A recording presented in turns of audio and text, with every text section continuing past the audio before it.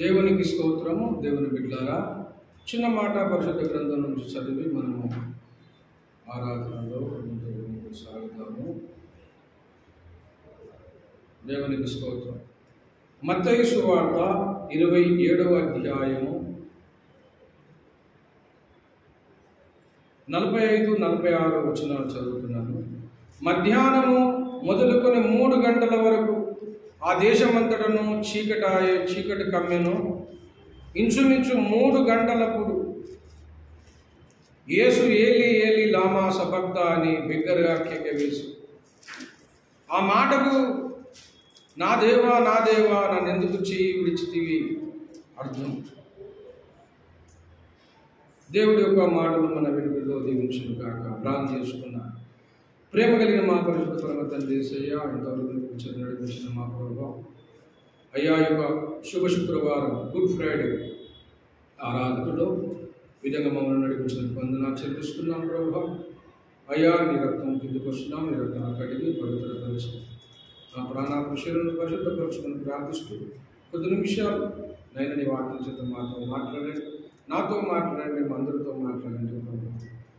అయ్యా, ఈ వాక్యం వారందరికీ నాయన దీవనకరంగా, ఆశీర్వాదకరంగా, రక్షణకరంగా అయ్యా ఈ యొక్క సందేశము అయ్యా మీరు అందించమని ప్రార్థిస్తూ, కృప చూపించమని ప్రార్థిస్తూ యేసునామములో అడుగుతున్నాము మా తండ్రి, ఆమేన్. దేవుని పరిశుద్ధ నామమునకు స్తోత్రము కలుగును గాక. దేవుని బిడ్డలారా, యేసు ప్రభుల వారు తాను సిలువ వేయబడినప్పుడు జరిగిన కొన్ని సంఘటనలు మనం ఇక్కడ చూస్తూ ఉన్నాం. మధ్యాహ్నం మొదలుకొని 3 గంటల వరకు దేశమంతటా కూడా చీకటి కమ్మెను అని లేఖనం సెలవిస్తుంది. యేసు ప్రభుల వారు చనిపోయాడు, మరణించాడు అనే విషయాన్ని మనము గమనించినట్లయితే, యేసు మరణము చాలా అద్భుతకరమైనది, ఆశ్చర్యకరమైనది. యేసు మరణము ప్రవచనాత్మకమైనది, ప్రవచనంతో కూడినది. దేవుని బిడ్డలారా, యేసు ప్రభుల వారు తాను చనిపోతాడని, మరణిస్తానని, సమాధి చేయబడి మళ్ళీ లేస్తానని ఆయన ముందుగానే ప్రకటించాడు. లేఖనాలలో ఆ సంగతులు ఉన్నాయి. మొట్టమొదటగా యేసు ప్రభుల వారి మరణమును గూర్చి లేఖనము సెలవిస్తా ఉంది. దేవుని బిడ్డలారా, యేసు ప్రభుల వారి మరణమును గూర్చి అనేక సార్లు మరి లేఖనాలలో చెప్పబడింది. మత్తయి సువార్త 20వ అధ్యాయములో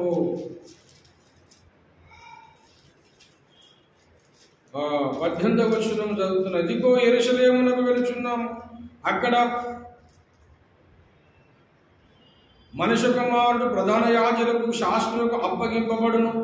వారు ఆయనకు శిక్ష విధించి ఆయనను అపహసించుటకును, కొరడాలతో కొట్టుటకును, సిలువ వేయుటకును అన్యజనులకు ఆయనను అప్పగింతురు. 3వ దినమున ఆయన మరలా లేచును. యేసు ప్రభుల వారు అప్పగింపబడతాడు, తర్వాత మళ్ళీ తిరిగి లేస్తాడు 3వ దినమని చెప్పండి. యేసు ప్రభుల వారి మరణము చాలా ఆశ్చర్యమైనది, అద్భుతమైనది అని మనము గ్రహించాలి. దేవుని బిడ్డ, ఎంతో మంది మహానుభావులు దేశంలో, ప్రపంచంలో మరణించారు. గొప్ప గొప్పవారు మరణించారు. స్టాలిన్ మరణించాడు కదా, అలెగ్జాండర్ చనిపోయాడు. గొప్ప వీరులు, శూరులు ఎంతోమంది చనిపోయారు. ప్రపంచంలో ఎంతో పేరు ప్రఖ్యాతలు కలిగిన వారు మరణించారు. మన దేశంలో కూడా కొంతమంది మహానుభావులు, గొప్పవారు మరణించారు. ఎంతోమంది మరణించారు, మన దేశం కూడా మరణించారు. స్వాతంత్రం కోసం వారి ప్రాణాలు అర్పించిన మహానుభావుడు మహాత్మా గాంధీ. జాతిపిత మహాత్మా గాంధీ తన ప్రాణాన్ని అర్పించారు.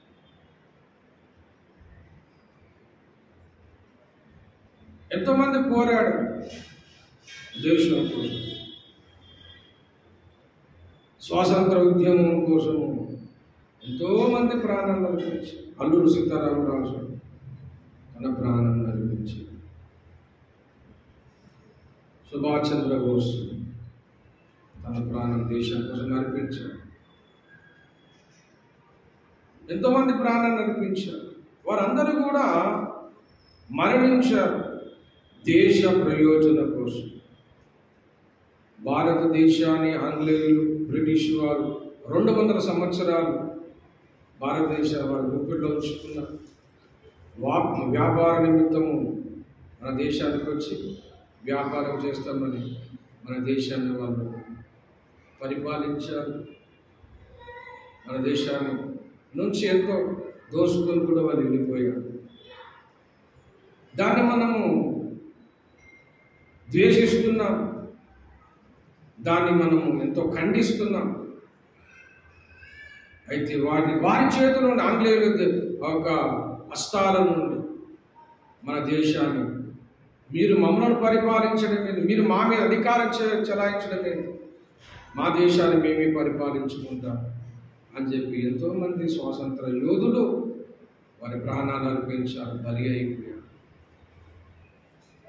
వారి చేతుల నుండి రాజధికారాన్ని తీసుకున్నారు, స్వాతంత్ర్యం సంపాదించుకున్నారు. ఇప్పుడు మన దేశాన్ని మనమే పరిపాలిస్తున్నాం. ఇప్పుడు ఎవరి చేతి కింద మనం లేదు, మన దేశాన్ని మనమే పరిపాలించుకుంటూ ఏలుకుంటున్నాం. అది రావడానికి ఎంతో వాళ్ళు ప్రయాసపడ్డారు, ప్రాణాన్ని అర్పించారు. అది మన దేశం గూర్చి, మన శ్రేయస్సు కోసము, మన క్షేమం కోసం ఎంతో సంతోషం, ఎంతో అభినందనీయము, చాలా గొప్ప విషయం అని మనము దాన్ని పొగుడుతున్నాము, వందనాలు చెప్తున్నాము, వారికి సెల్యూట్ చేస్తూ ఉన్నాము. దేవుని బిడ్డ వారికి వందనాలు చెప్తాం, వాళ్ళ సెల్యూట్ కూడా మనం చేయబద్దులమై ఉన్నాం. కానీ యేసు మరణము మనము చూసినట్లయితే దేశ ప్రయోజనం కోసం, స్వాతంత్రం సమరం కోసం, స్వాతంత్రం కోసం మాత్రమే కాదు యేసు ప్రభువు వారి ప్రాణం పెట్టింది. యేసు ప్రభువు వారి మరణము సర్వ మానవాళి విమోచన కోసం. దేవునికి స్తోత్రం కలుగుతున్నాడు. సర్వ మానవాళి విమోచన కోసం యేసు ప్రభువు వారి ప్రాణం పెట్టాడు. ఆయన నేను లోకంలో నన్ను హింసిస్తారు, దేశిస్తారు, సిలువ వేస్తారు, నేను మరణిస్తాను, మళ్ళీ తిరిగి లేస్తాను అని ఆయన చెప్పుకున్నాడు. యేసు ప్రభువుల వారు పుడతాడని ఆయన పుట్టకమునకు 1000 సంవత్సరాలకు ముందు, 750 సంవత్సరాలకు ముందు, 500 సంవత్సరాలకు ముందు ప్రవచించారు ప్రవక్తలు. యేసు ప్రభువుల వారు పుడతాడు. దేవుని బిడ్డలారా, యేసు ప్రభువుల వారు పుట్టాడు. ఆయన ఎందుకు ఆయన ఈ లోకంలోకి వచ్చాడు అంటే, యేసు ప్రభువుల వారు రావడానికి ఉద్దేశం, యేసు ప్రభువుల వారి లోకానికి రావడానికి ఉద్దేశం అందరి కోసం తన ప్రాణం పెట్టడానికి వచ్చాడు. దేవుని బిడ్డ, ఆయన అనేకుల కొరకు ప్రతిగా తన ప్రాణము పెట్టుటకు వచ్చాడని లేఖనం సెలవిస్తాను. నశించిన దాన్ని వెతికి రక్షించుటకు వచ్చాడని లేఖనం సెలవిస్తాను. యేసు ప్రభువుల వారు ఎందుకు వచ్చాడు అంటే, లోక పాపములను తీసివేయడానికి, లోక పాపం తన మీద మోసుకొని పోవడానికి వచ్చాడని లేఖనం సెలవిస్తుంది. యోహాను సువార్త 1వ అధ్యాయం 29వ వచనములో ఆ లేఖనం సెలవిస్తాను. యేసు ప్రభువుల వారు ఎందుకు వచ్చాడు అంటే, దయచేసి చూడండి, 1 తిమోతిలకు రాసిన పత్రికలో చెప్పబడతా ఉంది. దయచేసి చూడండి. 1వ అధ్యాయము 15వ వచనం, పాపును రక్షించుటకు యేసుక్రీస్తు లోకమునకు వచ్చెను. పాపును రక్షించుటకు యేసుక్రీస్తు లోకములకు వచ్చెను. యేసు ప్రభుల వారు పాపును రక్షించుటకు యేసు ప్రభుల వారు వచ్చారు. మొదటి యోహాను పత్రిక చూడండి దయచేసి. ఆ విధంగా 3వ అధ్యాయము 5వ వచనం, పాపములను తీసివేయుటకు ఆయన ప్రత్యక్షమాయెను. పాపమును తీసివేయుటకు ఆయన ప్రత్యక్షమాయెను. అనేకులకు ప్రతిగా తన ప్రాణం పెట్టుటకు వచ్చాడన్నాడు యేసు ప్రభువు. పాపమును తన పైన వేసుకొని అనేకులకు బదులుగా మన పాపము, సర్వ మానవాళి పాపములు తను మోసుకొని సిలువలో మన పాపములను భరించి మోసి ఆ పాప పరిహారం కోసం లోకానికి వచ్చాడని యేసు ప్రభువుల వారు సెలవిస్తూ ఉన్నారు. యేసు ఈ లోకము రావడము, తన మరణం అవడము సర్వమానవాళి విమోచన కోసం. యెషయా గ్రంథము 53వ అధ్యాయము, యెషయా గ్రంథము 53వ అధ్యాయం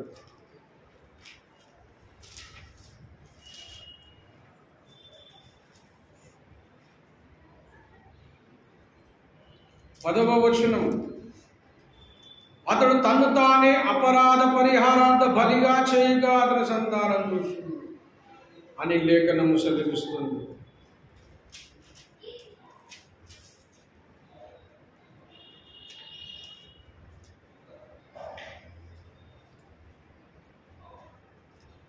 దేవుని బిడ్డలారా, తన్ను తానే అపరాధ పరిహారార్థ బలిగా ఆయన చేయబడ్డాడు.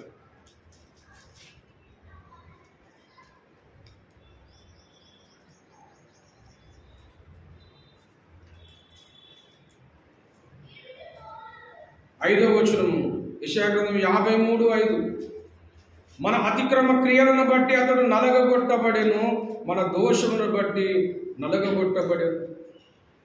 మన అతిక్రమ క్రియలను బట్టి అతడు గాయపరచబడెను, మన దోషమును బట్టి నలగగొట్టబడెను.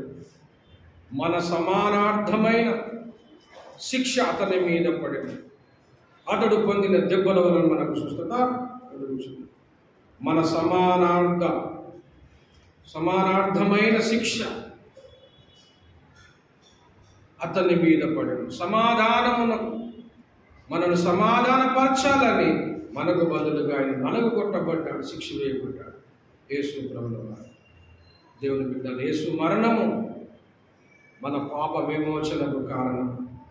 యేసు మరణం మన పాప విమోచన నుండి విమోచన చేయడానికి యేసు ప్రభువు తన ప్రాణమును పెట్టాడు. దేవుని బిడ్డలు, అలాగున యేసు ప్రభువుల వారి లోకానికి రావడం,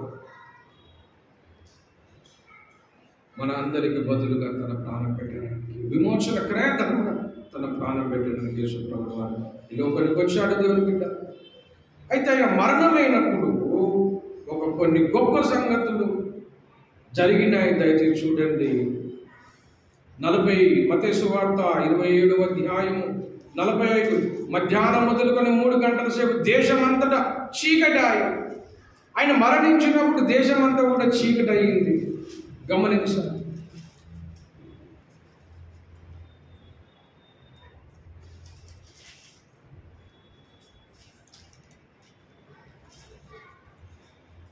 తర్వాత 51వ వచనం, అప్పుడు దేవాలయపు తెర పైనుండి క్రింది వరకు 2గా చినిగను. దేవాలయపు తెర చినిగింది. దేవుని బిడ్డ, తర్వాత భూమి వణికెను, బండలు బద్దలాయును, సమాధులు తెరవబడెను. నిద్రించిన అనేక మంది పరిశుద్ధుల శరీరములు లేచు. వారు సమాధుల నుండి బయటికి వచ్చి ఆయన లేచిన తర్వాత పరిశుద్ధ పట్టణంలో ప్రవేశించి అనేకులకు అగపడి, శతాధిపతి అతనితో కూడా యేసునకు కావలి ఉన్న వారును భూకంపము జరిగిన కార్యములన్నిటిని చూసి మిక్కిలి భయపడి నిజముగా ఆయన దేవుని కుమారుడని చెప్పుకొని దేవునికి స్తోత్రం కలుగునుగాక. దేవుని బిడ్డలు, యేసు ప్రభువు చనిపోయినప్పుడు ఏమేమి జరిగింది బిడ్డ? యేసు ప్రభువు చనిపోయినప్పుడు, మరణించినప్పుడు దేశమంతటా కూడా చిమ్మ చీకటి అయింది. దేశమంతా చిమ్మ చీకటి అయింది. దేవాలయపు చెర తిరిగింది.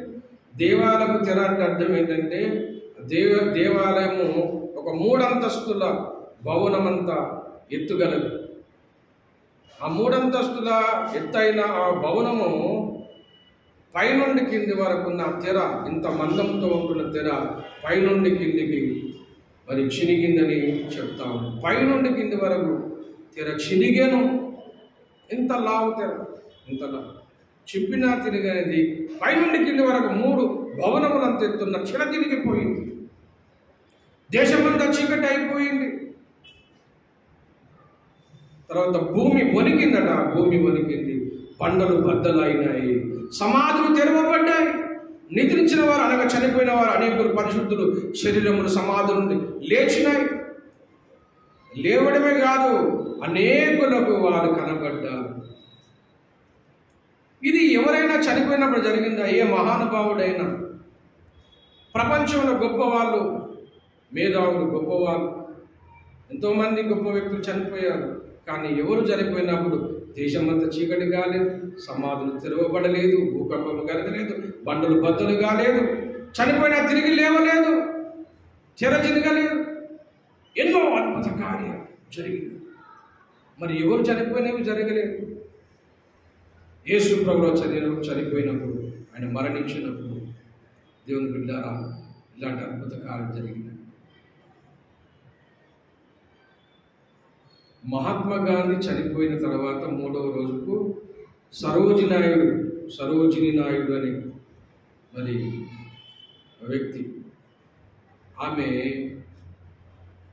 మరి మహాత్మా గాంధీ సమాధి వద్దకు పోయి, ఓ మహాత్మా తిరిగి లేవు, యేసు ప్రభువు లేచాడు కదా, నువ్వు కూడా మహానుభావుడివే అయ్యా లేవు అని చెప్పి అక్కడ ఘోరంగా విలపించి ఏడ్చిందంట సరోజిని నాయుడు. కానీ మహాత్మా గాంధీ లేవలేదు. ఎందుకు? మహాత్మా గాంధీ ఆయన దేవుడు కాదు, మనిషి, మహానుభావుడు. ఆయన మనిషి కనుక ఆయన లేవలేదు. కానీ యేసు ప్రభువు వారు మరణించిన తర్వాత దేవుని బిడ్డారా ఆయన మరణాన్ని గెలిచి 3వ దినం లేచినవాడు. దేవునికి స్తోత్రం కలుగును గాక. హల్లెలూయా. యేసు ప్రభువు చనిపోయినప్పుడు ఇన్ని అద్భుతాలు జరిగినా ఎక్కడ జరగలేదు. ఏ చరిత్రలో ఎక్కడ కూడా ఇలాంటి ఆశ్చర్యకారం చూడలేదు. కనుక దేవుని బిడ్డారా యేసు మరణం ఒక అద్భుతం, యేసు మరణము ఒక ఆశ్చర్యం. యేసు మరణము లేఖన ప్రవచనముతో కలిగినది. యేసయ్య మరణము ఈనాడు సర్వమానవాళికి విమోచన. యేసయ్య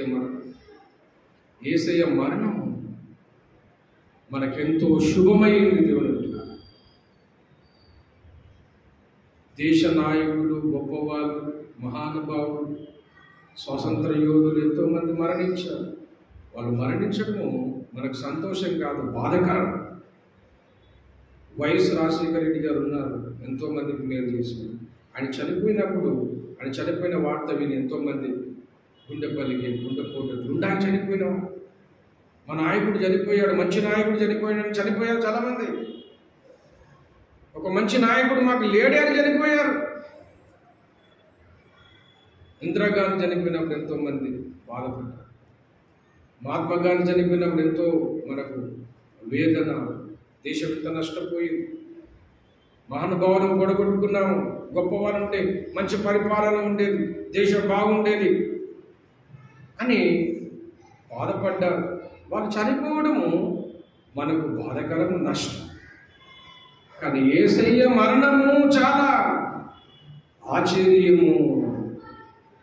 యేసయ్య మరణం చాలా ఆశ్చర్యం. యేసయ్య మరణించాడనేది మనకు దుఃఖమే.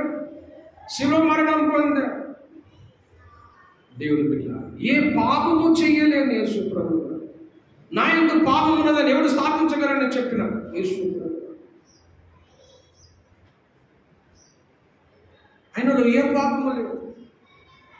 అందరూ ఆలోచన చేశారు ఎలా అయినా శిక్ష వేద్దామని. వాళ్ళ పన్నాగాలని ఒకదానికొకటి పొసకలేదని లేఖనం సెలవిస్తుంది. సిలువ వేయాలన్నారు. ఎందుకు వేయాలని పిలాతు అడిగితే కారణం లేదు. ఎన్నో దొంగ సాక్ష్యాలు చెప్పారు, ఒకదానికొకటి పొసకలేదని లేఖనం సెలవిస్తుంది. యేసు ప్రభుల వారి మరణం మనకందరికీ ఎంతో మేలైన దేవుని. ఎందుకు మరణించాడు యేసు ప్రభుల వారు?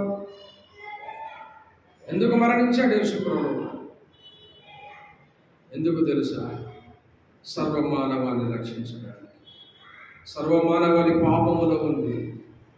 పాపంలో బ్రతుకుతూ, పాపంలో పుట్టి, పాపంలో బ్రతుకుతూ, పాపంలో చనిపోయి నరకానికి వెళ్ళిపోతున్న మానవ జాతిని ప్రేమించి, అయ్యో నా బిడ్డలు నరకానికి వెళ్ళిపోతున్నారు, నశించిపోతున్నారని తన పోలికలు పుట్టించిన దేవుడి ఆలోచన చేసి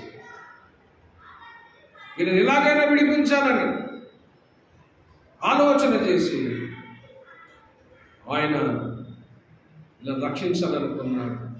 రక్షించాలంటే, వీళ్ళ పాపం నుంచి పరిహరించాలంటే పరిశుద్ధ రక్తం కావాలి, భగవంతుని రక్తం కావాలి. అప్పుడే వీళ్ళ పాపములు పరిహారం అవుతుంది. భగవంతుని రక్తం, పరిశుద్ధ రక్తం అవుతూనే మనిషిలో ఉన్న పాపం పరిహారం అవుతుంది. మరి ఎవరు చేశారు? దేవుళ్ళనబడిన వారు ఎంతోమంది ఉన్నారు. పాప పరిహారం కోసం మరణించిన భగవంతుడు ఎవరు? పాప పరిహారం కోసం బలి అయి మరణించి రక్తం కార్చి చనిపోయి సమాధి చేయబడి మళ్ళీ తిరిగి లేచిన భగవంతుడు ఎక్కడ అని ఆలోచన చేస్తే నజరేయుడైన యేసుక్రీస్తు ప్రభుల వారు తప్ప చరిత్రలో ఎక్కడ కూడా మరణించిన భగవంతుడు, రక్తం కార్చిన భగవంతుడు, మరణించి తిరిగి లేచిన భగవంతుడు యేసుక్రీస్తు తప్ప ఇంకెవరు లేరు. దేవుని బిడ్డారా, ఆయన మరణము మనకు శుభమైంది. దేశ నాయకుడు దేశం కోసం పోరాడిన వాళ్ళు చనిపోవడము అది మనకు శుభం కాదు, అది మనకు నష్టం. వాళ్ళు చనిపోవడం మనకు బాధకరం. వాళ్ళు ఉంటే ఇంకా మంచి పరిపాలన చేసేవారు, వాళ్ళు చనిపోవడం మనకు బాధకరం. కానీ యేసు మరణము మనకు శుభమైంది. ఎందుకు తెలుసు? ఆయన మరణించకపోతే పాప విమోచన మానవ జాతికి కలగదు.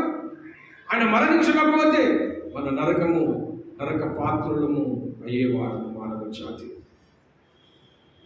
ఆయన మరణించడము పాపం నుంచి విడుదల, విమోచన, మోక్షానికి ద్వారమైంది. యేసయ్య మరణం బాధకరం. సిలువ వేయబడ్డాడు, కాలు చేతుల మీగులు పక్కలో బల్లెము పోటు, తలపై ముళ్ళ కిరీటము, రక్తమంతా గాయాల చేత రక్తం ముద్దగా, రక్తం గడ్డగా తయారైపోయి చూడనల్లని వారిగా అయిపోయాడు. స్వరూపమైన సొగసరను ఆయన కోల్పోయాడు. ఎంతో బాధకరమైన వేదనలైన పడ్డాడు. బాధనే యేసయ్య, మన ప్రియమైన యేసయ్య ఇంత బాధలు పడ్డాడు, ఇన్ని వేదనలు పడ్డాడని దుఃఖమే. కానీ సేమ్ టైం ఆయన చనిపోవడం మనకు శుభమైంది. ఎందుకు తెలుసా? ఆయన మరణించడమే మనకు రక్షణ. ఆయన మరణించకపోతే మనకు విమోచన లేదు కదా. ఆయన మరణించకపోతే మన పాపం నుంచి మనం రక్షించేవారు లేరు కదా. కనుక దేవుని బిడ్డారా, యేసయ్య మరణము మనకు వేదనే, బాధనే. కానీ ఆయన మరణము మానవాళికి గొప్ప రక్షణ అయింది, మేలయ్యింది. కనుకనే ఇది శుభ శుక్రవారం అంటారు, గుడ్ ఫ్రైడే అంటారు. గుడ్ ఫ్రైడే అంటే అర్థం ఏంటి? మంచి శుక్రవారం. ఎందుకు మంచి శుక్రవారం అయింది? మన కోసం వేసే చనిపోయాడు కదా, నశించిపోతున్న మన కోసం వేసే ప్రాణం పెట్టాడు కదా. ఆయన ప్రాణం పెట్టకపోతే మనకు విడుదల, విమోచన, సమానార్థమైన సమాధానం లేదు కదా. కనుక ఆయన మరణం మనకు శుభమైంది, శుభ శుక్రవారమైంది, మంచి శుక్రవారమైంది. అని చనిపోవడం మనకు ఆశీర్వాదమైంది. దేవుని బిడ్డారా, బాధపడుతూనే దినమున ఆయనను స్తుతించే దినం, ఆయన ఆరాధించే దినం, ఆయన ఘనపరిచే దినం. ప్రభువా, నా కోసం నువ్వు ప్రాణం పెట్టావు. నువ్వు ప్రాణం పెట్టకపోతే నాకు ఈ దినమున రక్షణ ఉండేది కాదు, పాప విమోచన ఉండేది కాదు. ప్రభు, నీ మరణం ఎంత గొప్పది నాయన. నీ మరణించినప్పుడు ఎన్ని వింతలు జరిగాయి, ఎన్ని అద్భుతాలు జరిగాయి. ప్రభు, ఎంత గొప్ప దేవుడు నాయన అని ఆయన స్తుతించి ఆరాధించాల్సిన దినం. కనుక దేవుని బిడ్డలు ఈ దినమున యేసు ప్రభువు వారు మన కోసం మరణించాడు. మనందరి కోసం పాప విమోచన కోసం మరణించాడు. యేసునందు విశ్వాసం ఉంచితే, యేసునందు విశ్వాసం ఉంచగలిగితే, యేసు నిజమైన దేవుడు, ఆయన రక్తం నా పాపమును పరిహరిస్తుంది, నన్ను కడుగుతుంది, నాకు సమాధానం ఇస్తుంది, రక్షణ ఇస్తుందని, నా పాపల కోసమే ఆయన బలి అయ్యాడు, రక్తంగా ఇచ్చాడు, చనిపోయి తిరిగి లేచాడు. ఆయన నమ్ముకుంటే నాకు రక్షణ, ఆయన నమ్ముకుంటే నాకు విమోచన, ఆయన నమ్ముకుంటే పాపం నుంచి విడుదల అని నమ్మగలిగితే, ఆయన మాత్రమే రక్షణ ఇస్తాడని నమ్మగలిగితే నీకు రక్షణ కలుగుతుంది. ఆయనందు విశ్వాసం ఉంచండి, మీరు మీ ఇంటి వారు రక్షణ పొందుతారు. దేవుడి మాటలు దీవించుకున్నాక ప్రార్థన చేసుకుందాం. తరగతి వచ్చి ప్రేమ కలిగిన మా పరిశుద్ధ బ్రహ్మ తండ్రి యేసయ్యా, నీ స్తోత్రములు ప్రభు. అయ్యా, మా కోసం తండ్రి నువ్వు మరణించిన దినము మాకు బాధాకరమే, కానీ నువ్వు మరణించకపోతే నాయన మాకు విమోచన, విడుదల, రక్షణ ఉండేది కాదు ప్రభు. అయ్యా, ఈ శుక్రవారం గుడ్ ఫ్రైడే దినమున అయ్యా బాధ ఉన్నప్పటికీ నాయన నీకు స్తుతిస్తున్నాం, ఆరాధిస్తున్నాం. సర్వ మానవాళిని రక్షించడానికి, విమోచన క్రయధనముగా నీ ప్రాణం పెట్టడానికి అయ్యా మా కోసం వచ్చిన దినము, మరణించిన దినము కనుక అయ్యా నీకే వందనాలు చెల్లిస్తున్నాను. అయ్యా, ఈ సువార్తను తండ్రి, ఈ సువార్తను తండ్రి అయ్యా అనేకులు తండ్రి గ్రహించి నీ యందు విశ్వాసం ఉంచి రక్షణ పొంది కృప అందరికీ దయచేయమని ప్రార్థిస్తున్నాను. మహిమ ఘనత ప్రభావం చెల్లించుకుని యేసు నామమున అడిగి వేడుకుంటున్నాము మా పరమ తండ్రి. ఆమేన్, ఆమేన్, ఆమేన్. తండ్రి దేవుని ప్రేమ, కుమారుని కృప, పరిశుద్ధాత్మ సహవాసనిధి కుడుగును మనకును భూలోకమందున సకల భక్త కోటికి సదాకాలము తోడై ఉండును గాక. ఆమేన్, ఆమేన్, ఆమేన్. దేవుని స్తోత్రం.